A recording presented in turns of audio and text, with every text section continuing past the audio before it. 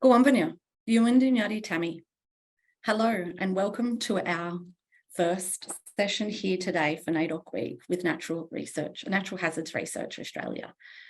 So this week we're having a NAIDOC webinar. We're celebrating the First Nations research here in the Natural Hazards Research Australia. I'd like to begin today just by acknowledging country. I'd like to acknowledge that I'm zooming in from the place and space of the Dharawal speaking people.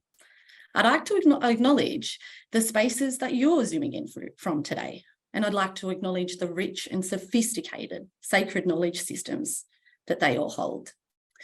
Feel free to shout out the countries in which you're zooming in from today. And if you're unaware, please make that time to find out more about the place that you're living in. I'm lucky here today to be sitting at the foot of Mount Gira. Mount Gira is also known around here as Mount Kira. We talk about her as being Grandmother Mountain or Mother Mountain. She watches over the Wollongong campus here, and that's where I am today. So I'm on the home of the Dharawal speaking people.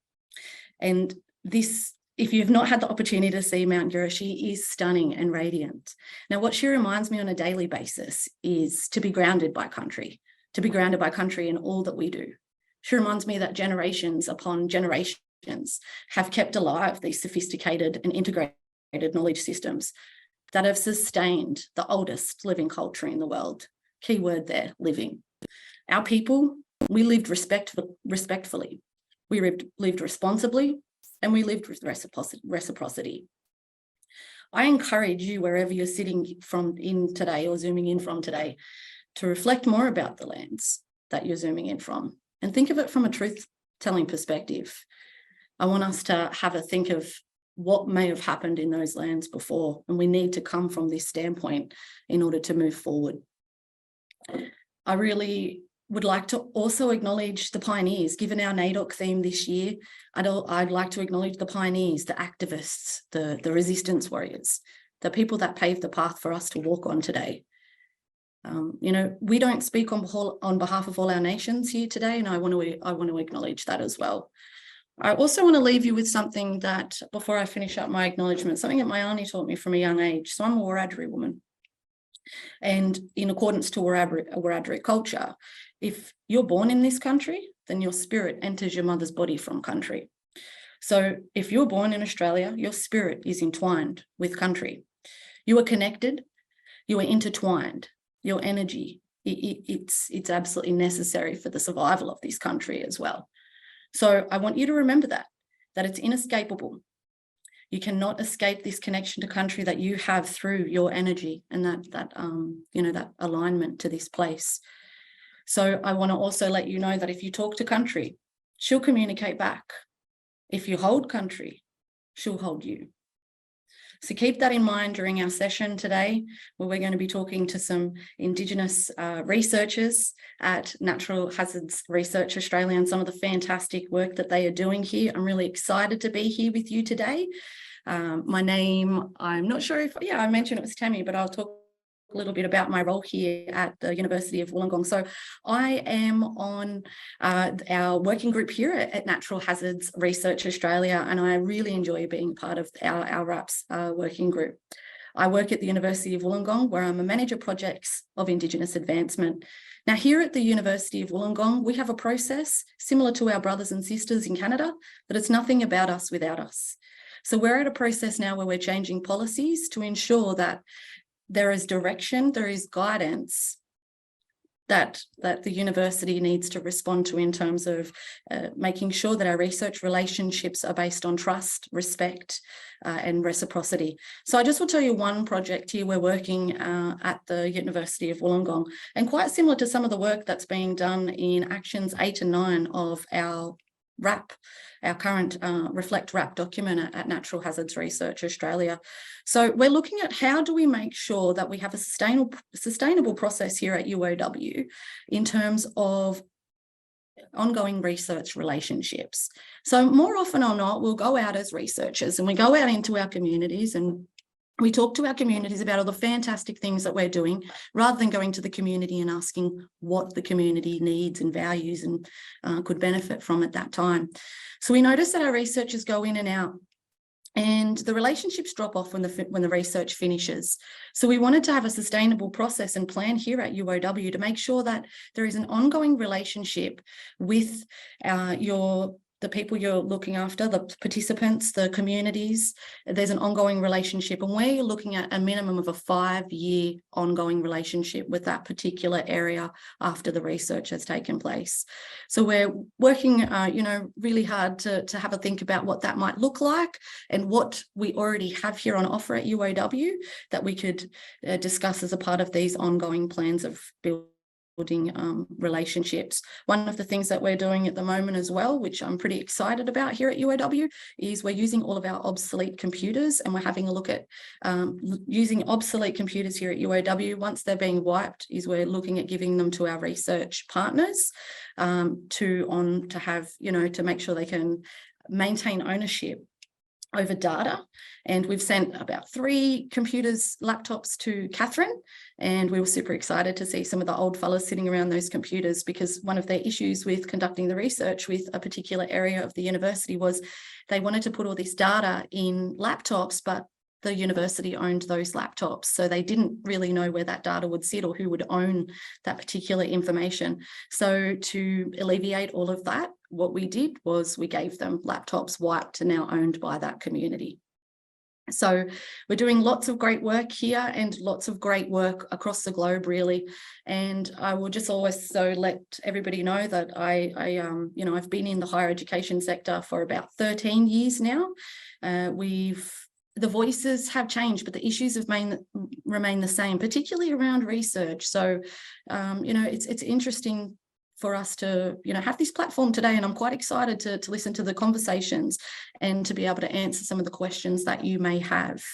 So we will have a Q&A at the end. This is being recorded, so feel free to share it amongst your organisations and businesses following the session. And look, let me see if anyone's gave a shout out of the countries in which they're calling in from. Not as yet, but hopefully throughout the session, we'll get a bit of a shout out of where you might be calling in from today or zooming in from today. So I'll be facilitating our webinar, Jan. And as I mentioned, I'm really excited to see some of these conversations at hand and to share with you some of the great work that is happening here at the Natural Hazards Research Australia. So I'm going to introduce our first presenter, and I have worked with Ollie a little bit before, and we're on the RAP working group together, and he's doing some fantastic work. So Oliver Costello is the Executive Director of Jagun Alliance, a board member of Natural Hazards Research Australia, and has a background in using cultural land management and cultural fire to protect our landscapes and communities. What exciting work to do, Ollie, to have country as the agenda and not an agenda. I love that. I'd like to acknowledge Bayomi Williamson et al. for that quote that I've grabbed from their paper, and it resonates with me so much. Bayomi's on our RAP working group as well. So Ollie, can you talk to us about some of the research that you're doing at the moment? Well, Tammy. Jingla Blagami. Hello, everyone. Bunjalang Bagel, Ganya, Bunjalang Jagun. So I'm a Bunjalang man up home on Bunjalang country. So I just want to acknowledge the country here, pay respects to elders past, present and future. And I just want to especially, I guess, also given the theme of NAIDOC week this week for our elders, but I always often show this slide just around a particular acknowledgement to all the old people that I've learned from, elders, and not just like the people, but also like country and all the plants and animals. They're all our elders too. Plants make the air that we breathe, and a lot of the cultural sort of land management knowledge that I've learned, as it comes from the sky with lightning, the birds, the animals. Like, it's all about that relationship with country and that holistic understanding, that reciprocity with country, which is really important. So I do have a few slides. So I'm not going to go into heaps of detail now. We've only got a little bit of time, but some of the research that I've supported and co-led with the Natural Hazards Research Australia and the previous Bushfire Natural Hazards Centre has been around cultural land management. One of the key, there's been a few different projects, but one of the sort of key ones, I guess, that was around developing the foundations for Indigenous-led and co-design research. And so that came out of the Black Summer bushfires. Obviously we experienced some extreme events, and there was a lot more, I guess, even though we'd been building up this yarn about cultural fire for a while, there was a lot more interest, I guess, at different levels in the community and in government. And so the centre helped fund some research looking at, I guess, where we're at with some of the community-led sort of research programs and stuff, particularly in the southeast. There was a project that NAIDOC led in the north as well. And as a part of that, and there's a whole heap of the team there, I'm not going to go, we don't have time to go into everything there, but just want to acknowledge all the team members and organisations that supported that work. But two of the key, and we came up with all these, we had all these workshops and yarns and stuff. Two of the key recommendations that came out of it were around including Indigenous voice and representation in governance structures of institutions and land management agencies. So there's been some important work there done, obviously around native title and land rights and different functions within government, but still a lot of concern, I guess, saying it's not enough. And obviously, we've got a referendum coming up this year, which is, I guess, saying the same thing, that we need to have a really strong voice into government and to other organisations and stakeholders that are working on country and impacting on our people, and making sure that our voices are heard and that we can, I guess, do the things that need to be done to look after country in our community. And the recommendation 8 was around developing a framework for principles and protocols and processes to guide more ethical and collaborative research. So making sure that in the research space, and there's some really great work that IATSIS and other organisations have done, and really we're just trying to build on that and contextualise it into a cultural land management context. And that led to this recent or current project, which is around cultural land management research and governance. So from those two other key recommendations, we've kind of formed this project. There's a research team there. We're just sort of kicking that off. There'll be several workshops, Southeastern Australia, working with TOs, custodians, government mob, universities and all that, just bringing everyone together and yarn about those key recommendations and looking at what we can do to make some change. And as a part of that research, we've also done a bit of developed this guiding document around principles, protocols and processes around cultural land management research and governance. And I'm not sure if it's on our website yet, but on Natural Hazards Research Australia website yet, but if it's not there, we'll be there soon. And so really the key themes around self-determination and practice, looking after country, reconciliation, equity and social justice, healthy country, healthy spirit, healthy people, the empowerment of Indigenous knowledge holders and the benefits for and with Aboriginal communities, and respecting the diversity of people and cultures. So we're not just talking about one homogenous Aboriginal or Indigenous community. We're talking about a really diverse, even within like a place. There'll be different families and groups and different organisations. And so being really respectful and understanding the diversity is really critical. A little plug for a Fire and Flourish event that I'm helping out with, and Natural Hazards Research Australia and Jagun Alliance are both sponsoring. So 21st of August up in Brisbane, Meanne. There'll be, before the AFAC conference and NAIDOC conferences and stuff, there's going to be an Indigenous, National Indigenous Disaster Resilience Summit. So if you haven't heard about it, check it out. It's going to, I guess, be mainly Indigenous voices, but there'll be a broader, the participants will be a broad, diverse group of people in the space, but really just trying to look at how we can come together and support more of that Indigenous kind of leadership and co-development in the space. So yeah, Boogaware, thank you for the opportunity to share, and we've got a few more yarns to come, but yeah, if anyone wants to get in touch, please reach out. Back to you, Tammy. Wow, thanks, Ollie. What fantastic work is occurring there. And I can't imagine what you know, just in terms of the NAIDOC theme, I just can't imagine what our old fellows would be thinking right now. You know, the work that we're doing is not only being led by Aboriginal and Torres Strait Islander people, but we've also got voices of governance from our First Nations people as well, who are then dictating and determining what the objectives and outcomes should and could be from research. So I'm really excited to see the research come about, but I just really think that our elders never have thought that we would have the platform that we do today to speak about this and to listen to country and listen to the ethics of country. Loving that protocols document. Be sure to check that out. That could guide your business, your research, to alleviate any of the risks that you might come across. So if you have any questions for Ollie later on, be sure to write them down. And I have noticed that we have a whole great deal of people dialing in today from everywhere across Australia and beyond. I noticed we have someone from New Zealand here today. Kia ora. Hello, welcome. We're really excited to have you here. And we do understand that the research game in New Zealand is completely different. And look, I may or may not be a little bit jealous of some of the progress that you've made in terms of PhDs and, Indigenous PhDs, but research that is going to be delivered by us. I mean, we're the most written about people in the world, not by the voices of ourselves. So it's really important that we take control over these writings. So we've got people as well from Wurundjeri country, we've got Jerinja, we've got Gadigal, we've got Darawal, Kabi Kabi, Wangal, we've got Turrbal, Maranmarang, Banurong, Wurrung, everywhere. I thank you so much for shouting out and letting us know where you're from, and they just keep coming in. We've got people from Barron and Mount Gambier, we've got Gundungurra, Wonnarua country. I used to live on a Wabukal country. How fantastic. The scope of the reach of this session is insane.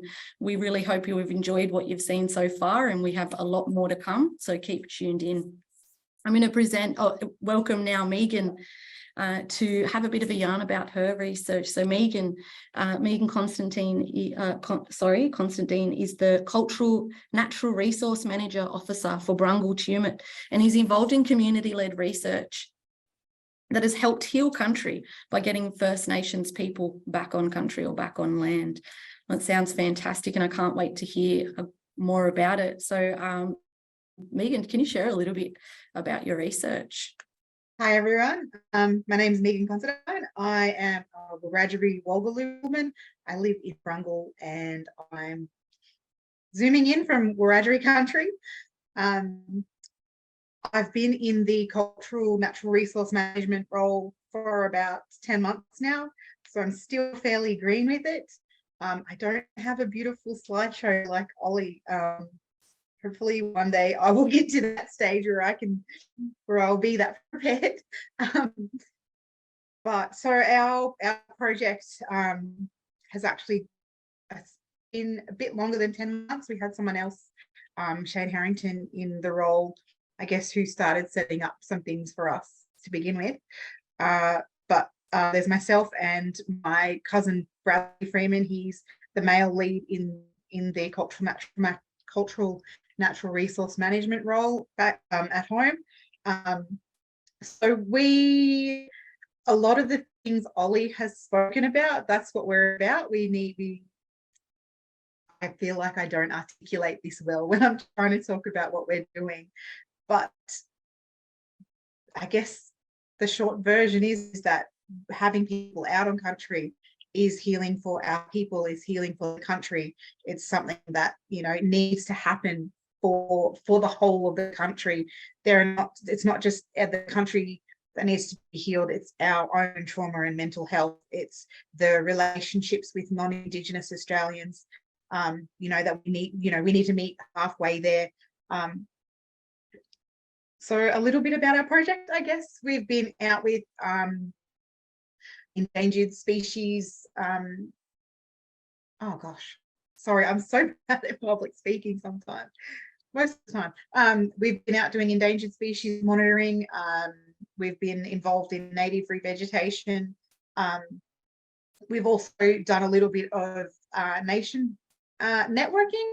we have a little crew in Tumut that does specifically cultural burning, and we took our little cultural burner team up to Bateman's Bay to meet that team. We've been involved in a lot of stuff with the corroboree frog. What else? I'm sorry, my brain goes blank when we get to this. We've been involved with the corroboree frog. We've got the Tumut Grevillea we're also involved in. So, and this sort of, we're hoping this goes for a lot longer, but we will be heading into another phase in August, I believe, where we will start to do more research with, gosh, I know his name. His name is John, and he is a wonderful man from Curryong, and myself, Shane Harrington, and Lisa Slater will be starting to do more research on Walgaloo culture, because we're trying to revolve Walgaloo culture. And the research is really important to us because there are actually people in our community in Tumut and Brungle that weren't aware that we were that we descended from Walgaloo people. So there's a lot of learning to be done and a lot of interest. Now, I think more than, I guess, now that we have the opportunity, a lot of people want to grab hold of it. And I think that's about me, I guess, and not about me. That is about our project. Our whole aim is to have people back out on country to heal themselves and move forward together as a healed people for our country and for our kids. Like, I've got a 17-year-old and a 6-year-old, and the 17-year-old, hands down, 100% is much in a much better headspace when he's out on country with us. And I guess for our community, we want to keep our culture alive for our babies, and to heal ourselves. Wow, thanks. Thanks so much for sharing that. And I'm sure we'll get a fair few questions come through the chat that might like to further explore some of those pieces of work that you're undertaking at the moment. Loving the work on the corroboree frog. I also too have a small child who's 8, and there's nothing more that frightens me is a world where we're not connected to country and we don't understand our relationship with country and country's relationship between all living things, as Ollie has already mentioned. So I think it's really important that we further explore that. I also welcome you all in our audience, non-Indigenous people, to explore your relationship to country. Or what is your relationship with country? What about country makes you happy? Because at the end of the day, what we're talking about here in all our research is determined and dictated by country. And so without her, I'm not sure where we would be at this point. So I'm so excited that we're leading this work. I know I've said it before, but it's not often that we lead these pieces of work. So we're going to open up. Look, we can further explore some of the works undertaken by Ollie and Megan, but we thought we'd give a bit of an opportunity now, given that the theme is for our elders, for our participants to ask any questions that they would like to further discuss. You've got 2 or 3 two particularly Indigenous researchers on hazards, and with Natural Hazards Research Australia, and myself here to answer any of those questions. You have opportunities in the past potentially, but this is a great opportunity for you to ask any questions that you might have. I've got a couple, let's see, and it's fantastic to see just more of the countries in which people are zooming in from. I'm really excited that people are aware of the place and space in which they're zooming in from today. So let's ask some questions. What do you think? We're ready? We're ready for a few questions? Yeah? Okay. So I'm going to kick off with the first question. And this is one that I've just come in up with myself, given the the responses that you've both had. And look, given my experience in undertaking research, sometimes there's a bit of a reluctancy from some communities to engage. Have you noticed that there has been a change in this when the research is led by Aboriginal and Torres Strait Islander researchers? Throw it over. Oh, Megan, you're going to answer this one?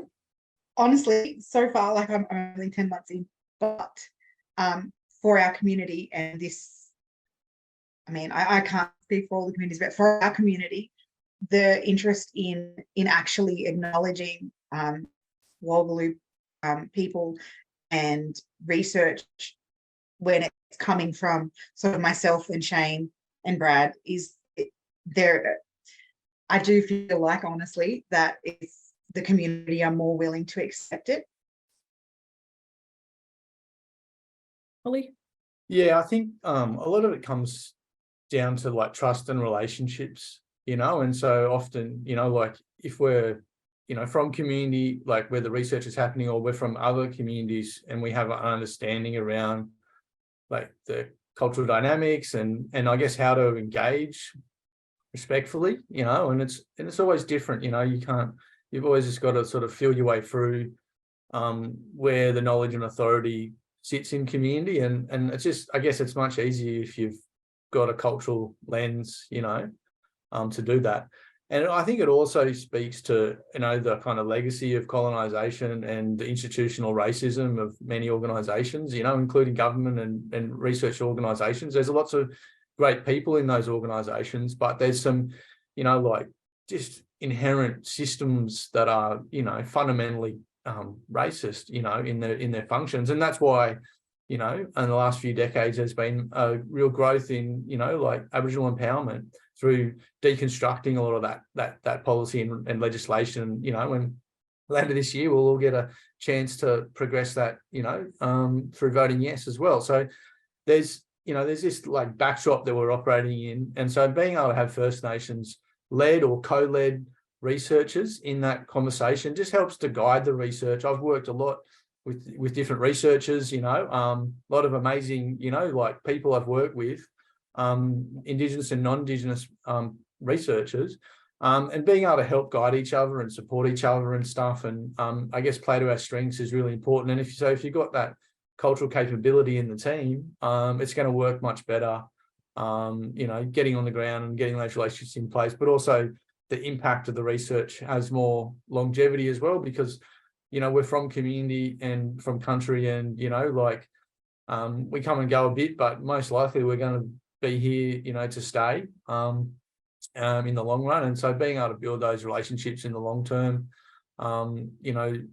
this helps to make sure that the research is used and remembered, and can keep kind of, otherwise things kind of come and go and people forget. But yeah, when we got mob there, like that are a part of the research, and they're the sort of the corporate knowledge really going forward. So there's lots of really important reasons why, but the main thing is because it works better.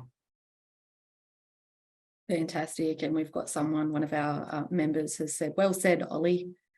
So thank you for sharing that. And so I'm just going to chuck out one more. Do you think one Indigenous CI or researcher as a part of the project is sufficient? Gonna go, Megan? I can see Ollie smiling there. I think it really depends. Like in the projects that I've, I guess, had the greatest success, we have a few Indigenous, they might not see themselves as researchers, but like advisors co-leaders, potentially, people that are driving and informing the research, you know what I mean? And that just helps, I think, to have a few different cultural perspectives, like different experiences, gender, plays a role as well. We've got, different sort of researchers, and different, personalities and stuff like that. So the more collaborative, the better. And it also takes the pressure off.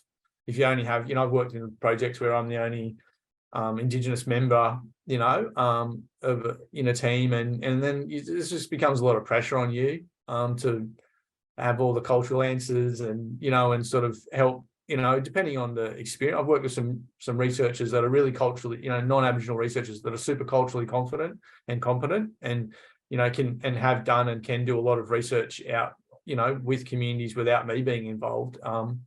But others, it's their first time, and they don't have a lot of experience, and so you're not just you're doing the research, you're also doing the the cultural capability development stuff as well. And so the more Indigenous collaborators in that space, I guess the more we can help each other to shoulder the load and help improve the research outcomes. 100%. Yeah, well said. And loved your point you made about gender, balancing of gender. We, as I mentioned earlier, even all three of us in the room, we don't speak on behalf of all Aboriginal and Torres Strait Islander peoples. We speak our truths based on our lived experiences and the experiences thus far in research. And so we are a diverse collective. Ollie, you mentioned that in your presentation. We are a diverse collective. We must remember this when we're engaging in any research. We've got a heap of questions coming through. I'm going to go through. I will let you know that we'll endeavour to answer as many questions as we can during this Q&A part here of our webinar. However, if we do not get to any of the questions, and we obviously all of your questions are significantly important to us, so we will try to answer your questions via email or a follow-up if you've put your name. If we've got anonymous attendee, sometimes we might not be able to follow up and answer your question. So keep that in mind when you're putting your questions here in our Q&A box. Let's go with the first one, because I really like it. I think it's very fitting for what's happening.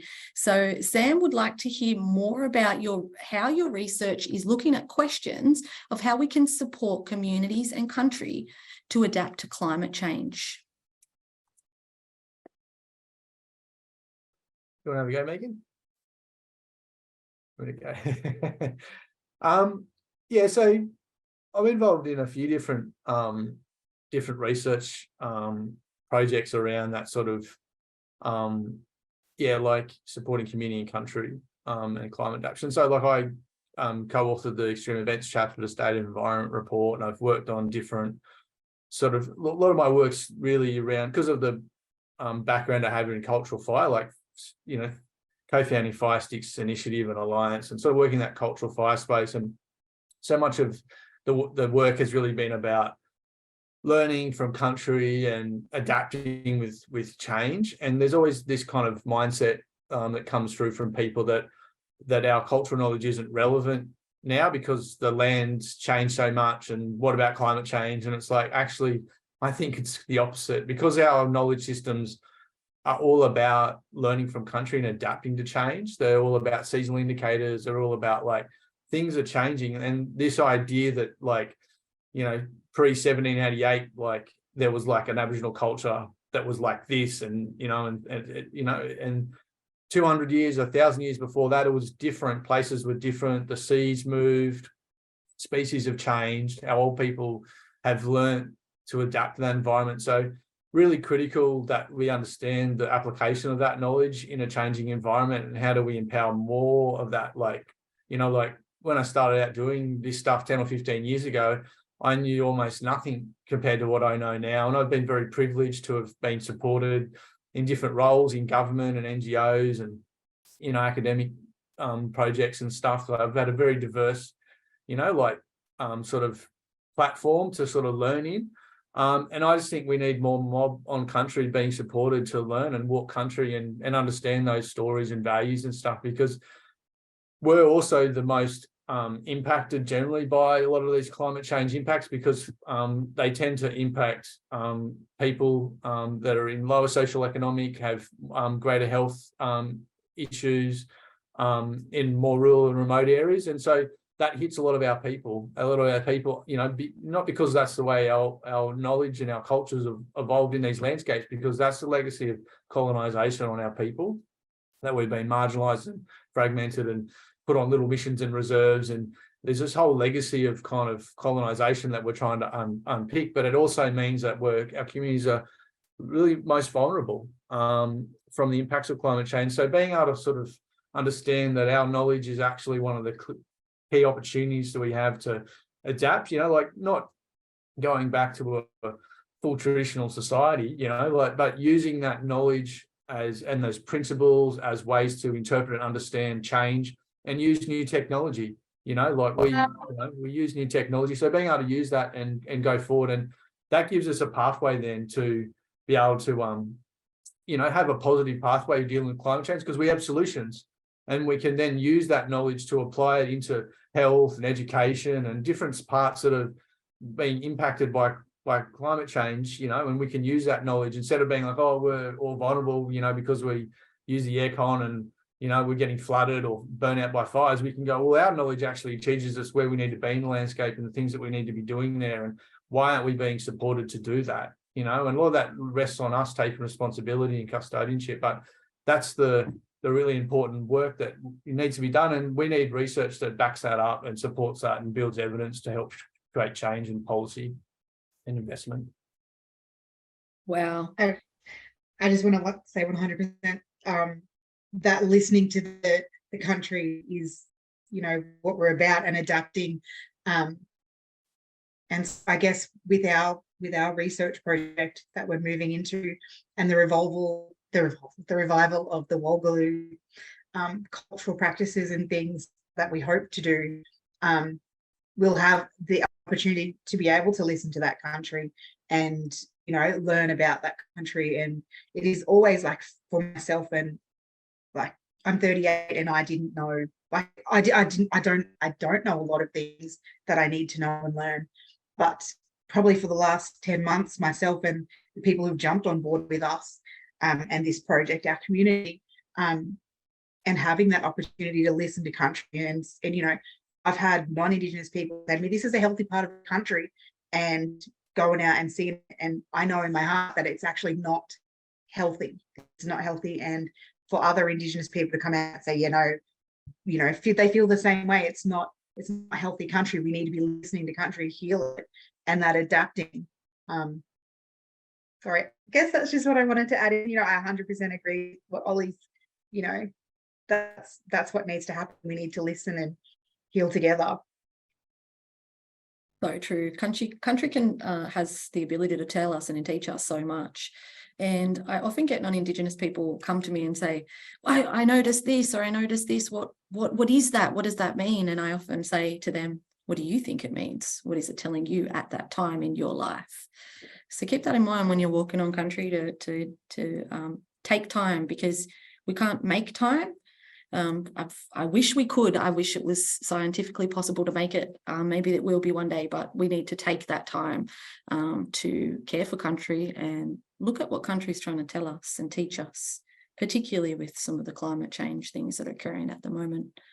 Ollie and I, we've discussed it before, and we often think that countries trying to tell us is that, particularly with the floodings and then the fires, and then there was all these different things that are occurring in terms of our natural environment, and we were like, what is country trying to tell us? She's not well. We need to listen. We need to sit down and actually truly listen. What we call that in Wiradjuri country is Warangarangara, and that means to be clever and know a lot about a lot of different things. But if you are Warangarangara, you can smell, see and hear things that other people wouldn't be able to do, and that's because you have aligned your energy to country. We have some great questions. I'm not sure if we're going to be able to answer them all. It's really hard. Please don't be upset if I haven't chosen your specific question. It's really hard for me to siphon through them all. This one, I think we might need to address because it's a good question, and it's something that they're looking for advice on. So we've got Mitzi here from the Australian Conservation Foundation, and that group that advocates protection of Victorian forests. Now that the state is ending logging, we're concerned about the best way to ensure protections. What do you think about cool burns in mountain ash forests? Do you burn, or do we just leave them? Where is best to burn? Sorry, that's you, Ollie. I'm still learning about burning and right fire. Yeah, thanks. It's a really great question, Isn't it? I haven't worked and burnt in those alpine ash, forests, but they obviously have a fire story. Yeah, they obviously have a fire relationship, and the way like lightning is our fire lord.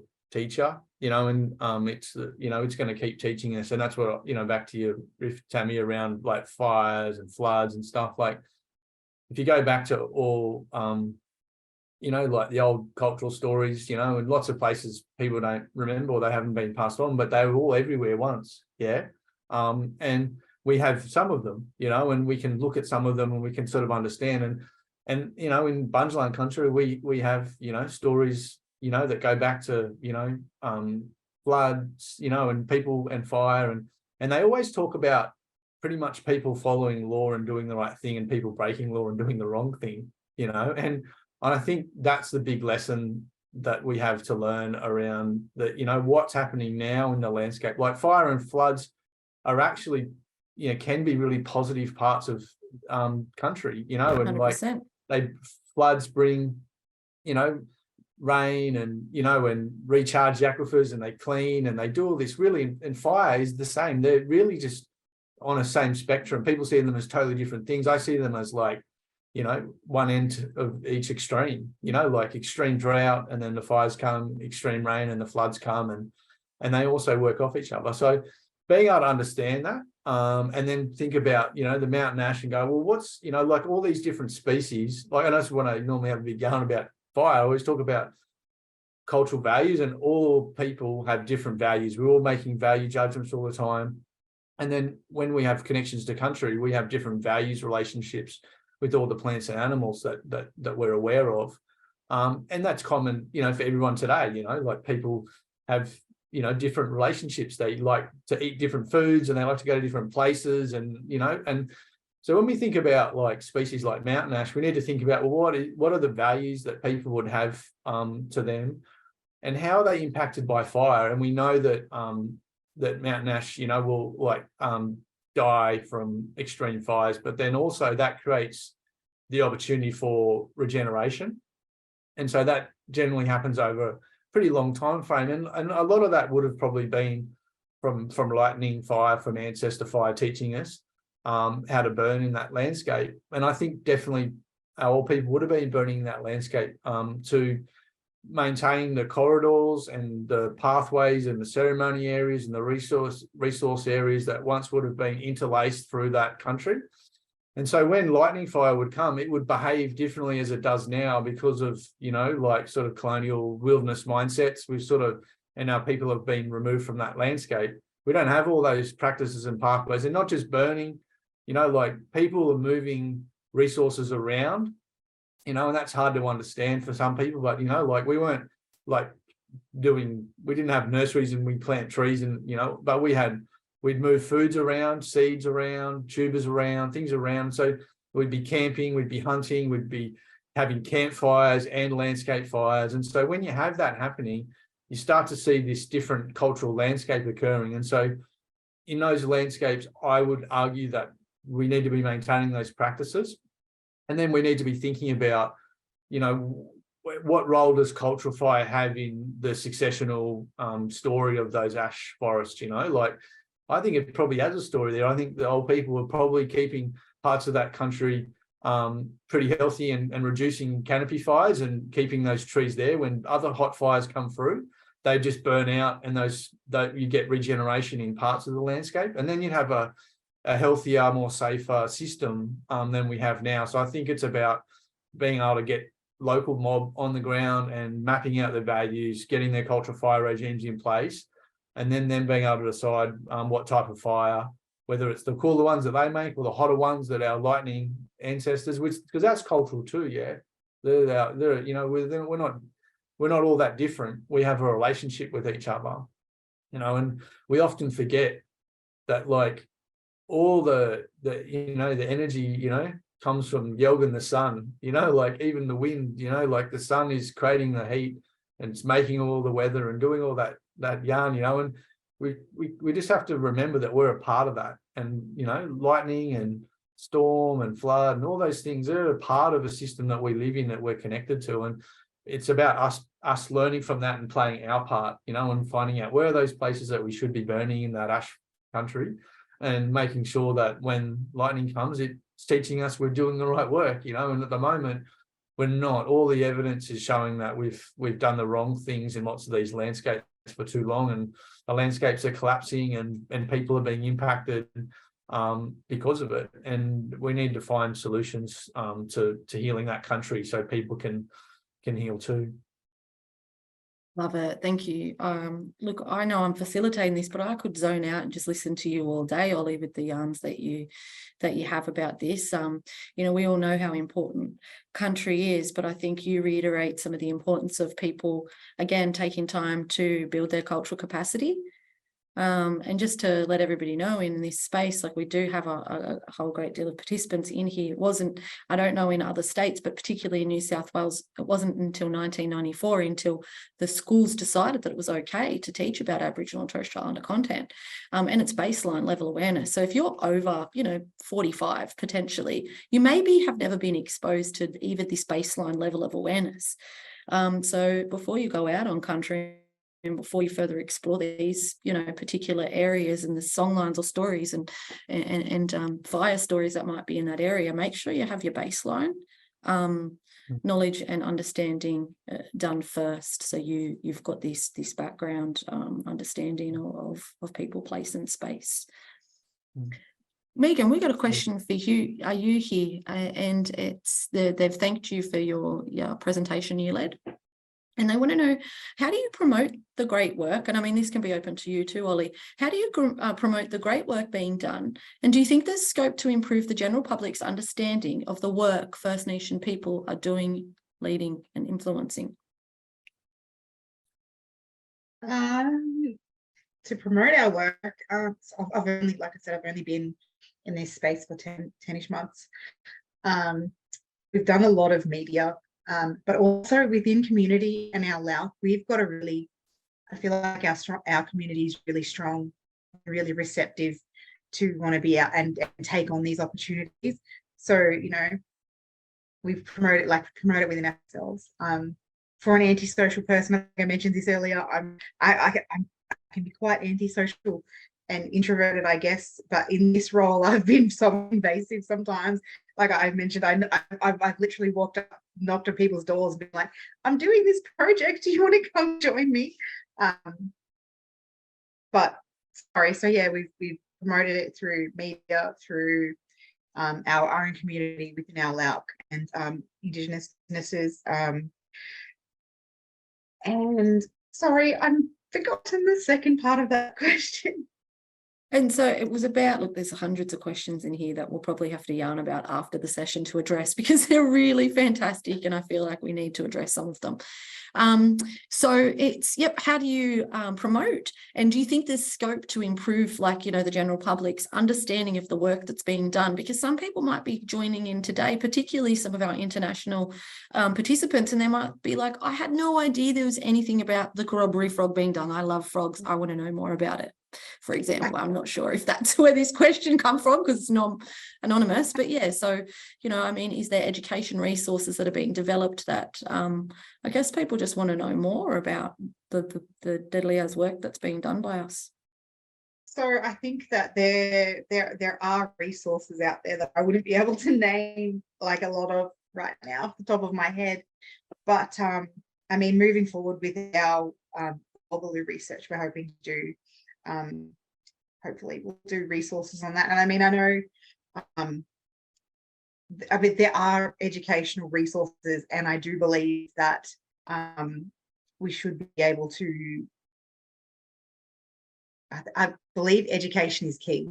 That's what I want to say for everybody, and for everybody to be receptive of one another within research and education. I think that's what I want to say, yeah. Fantastic. Sorry, I'm still not great at rounding things off. You're doing fantastic. It's great. Everyone in the chat is loving the conversation we're having. I've got one here from an anonymous attendee, and they're asking if there's volunteer opportunities. What a great question. Are there any volunteers opportunities to engage in these types of research activities and practices that are being undertaken in our communities? And how would they go about that? They didn't ask that question, but I thought they'd go about it. I thought I'd chuck it in just in case they are wanting to know. So are there opportunities, and how would they engage in those? Yeah, there definitely are opportunities. It depends on what people want to do and their skill sets and stuff. Like definitely some of the research projects that we do on the ground have local kind of cultural land management projects, that people are doing. So people can, help come and get involved in some of the burning and the bush regen. Like an example is that one of the sites that we help manage just outside of Dunoon, near Lismore, is an old sort of cultural artifact. It's a grassland that wouldn't be there if it wasn't for our old people managing it. But then even since then, like settlers keeping it open and grazing it and slashing it and whatever. But we've sort of started implementing fire. And one of the things, we come and burn it, but then there's all these invasive introduced weeds and stuff that need to be managed. So people come and, pull the crofton out and so there's all that very physical on the ground stuff. There's also opportunities in the research space as well to come and help with events and help, like be going into, more through like, universities and students and stuff, but, doing some studies and then being able to use those skills to help, like come and work on projects and stuff. But yeah, there's Indigenous community volunteers. I think they've got a different name now. I was thinking of them as them, but so that, there's other organisations like Natural Hazards Research Australia. I don't think has a volunteer program, but definitely you can reach out to local groups and see whether they have Jagun Alliance. Like we have sometimes we have volunteers come and help do things. As I said, there's different opportunities there, and it's good. It's a good opportunity, to particularly with some of the cultural land management stuff, like fire and. A lot of the activities are very social. It's like when we burn, it's not like a military operation. It's like mob coming together and lighting a fire and hanging around and yarn up and having a feed and so there's sort of activities that are quite engaging and people want to be a part of. And so there's lots of back to the other question around education awareness. Like that's where a lot of it happens. Just relationships and experience and. And building that, volunteering can be a pathway to do that. Yes, fantastic. Thank you for that. And Natural Hazards Research Australia, maybe this is something we can think about when we move on to our Innovate Wrap, is to provide, opportunities for people to further engage in these types of research practices. Chantel has mentioned that CSIRO have some fantastic research resources about First Nations land management and align all content to the educational standards. So I'd assume it's all NESA approved. So great place to begin, perhaps for anyone looking for further cultural resources. So fantastic. Thanks for sharing. The Department of Education also have a heap of resources for teachers. When you look at them, they're quite high level. So you'll be able to pull the culture from within there. That's about all I believe we would have time for today. We've got 5 minutes left. What do you think? Do you think we can get one more question in? Let's just go with, look, given the theme is for our elders, are there any last words of advice for our participants out there who are engaging in research, about to engage in research, writing grants, wanting to engage in research? Do you have any words of advice for them? I would just say listen to our old people, and listen to the people that are here on the ground, and wanting to do the work and wanting to do the research. But listen to our elders. Like without my pop doing what he's done and my nan doing what they've done, I would not be in the space that I'm in. Like, if not for them. So that's my advice: is listen to our old people. Excellent, thanks. Yeah, no, I agree. I think, like some of the early comments, like, we're really resting on the shoulders of our elders, like they've done all this amazing work that means that we can come along and kind of contribute to that story, but as well, like, and when I've showed that slide about acknowledging old people, often have a bit more of a rave about the painting that my late mother's husband, so my stepfather, painted, that brown falcon moving the fire stick. And I started fire sticks, and did all this firework and found that later. And then, and so often there's like knowledge and stories and stuff. Sometimes we get told them and sometimes we experience them, and sometimes they don't actually kind of become relevant later on, or sometimes we find things later on and it reinforces stuff. And so just so important to be like super aware, and not like, we don't have to know everything and work everything out as we go. We just have to like absorb as much as we can and keep the pathways open to learn. And sometimes things will click in, you know, someone will tell you this story when you're a kid, and then suddenly you're in that part of the landscape and you're like, oh, wait a minute, uncle or auntie was telling me this story about, you know, and you like plug in, and then you sort of can learn a lot more, you know. And the other thing I wanted to share is, you know, like often, you know, I reflect on like why I do what I do and all that sort of thing. And often it's about the future generations, like our kids and, you know, the next generations. But in a way, like it's also like doing it for our elders, because they are our elders for the future. Like we are a part of a long line of, you know, like transmission of knowledge and practice, you know, that we're a part of. And, you know, it comes from the land and our old people's understanding of the land, and it comes through us, and we have to kind of create that space for our family and community to learn. And so much of this work is really about making safe space, cultural space, and being able to bring our young people through and make sure that they're supported so they can be those future elders. And often the wisest people that, you know, that some of the knowledge holders that I've learned the most of say very little, you know, and often sit in the back and, you know, and they choose their words wisely. You know, I'm trying to always do that, say less and listen more. We get two ears, you know, one mouth. But yeah, learning that, you know, often that eldership and that leadership is about stepping back. It's about making space for others to grow and to learn and being able to guide them. And so I think that's really important, to just be respectful of that space, and, you know, and acknowledge the work of Natural Hazards Research Australia and other organisations that are making space for us. You know what I mean? It hasn't always been this way, you know. And me and Tammy, you know, we're on the first RAP working group meeting, and the day that I joined that meeting, we had the biggest floods Lismore's, you know, had on history, you know. And so all this stuff, you know, like it makes sense to me, because I feel like that we don't have a choice. You know, we need to be doing all that we can and supporting everyone to do all they can to make space for our old people and our young people to continue on our stories and practice. Thank you. And thank you so much for your time here today. And thanks everyone for joining us here for this session. We hope you've enjoyed it. We mandango, and we'll see you all next time. Bye.